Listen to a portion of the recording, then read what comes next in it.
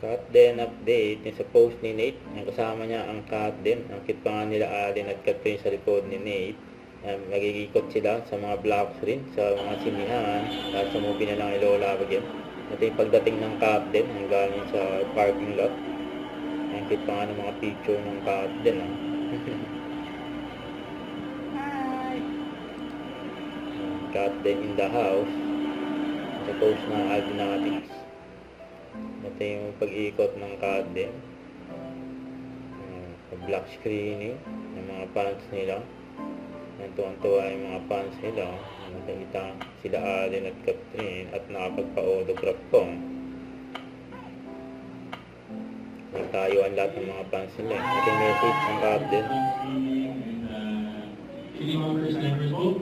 We just and provide you with another day again to encourage your friends, your family to watch the film again. And pwede po hindi sana naman yung favor na baka you can help us, report or flag kami mga nag-post ng actual clips of them watching the film kasi medyo marami na sa social media right now. It would be a big help po kung flag down natin. So, siyempre, para iba pa rin wala tayong isang spoilers at iba pa rin yung hindi natin experience of watching the film kasi. But again, thank you so much for this live screening and of course, please welcome after that. Hello, Mr. Alden. Hello sa inyo. Thank you for supporting not just Alden but also the movie Love Again. Maraming salamat. I love you! Sumalit na lahat. Sorry. Team Lolo pa na.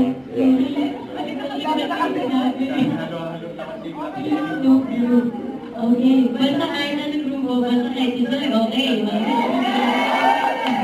Maraming salamat sa lahat ng supporta nyo.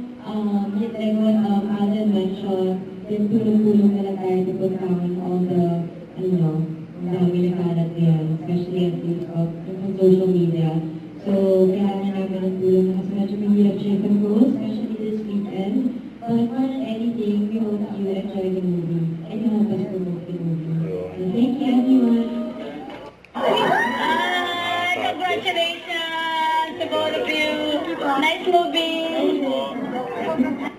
Huwag kalimutan mag-subscribe, click ang notification bell for mga update po on future reaction vlog by guys team for what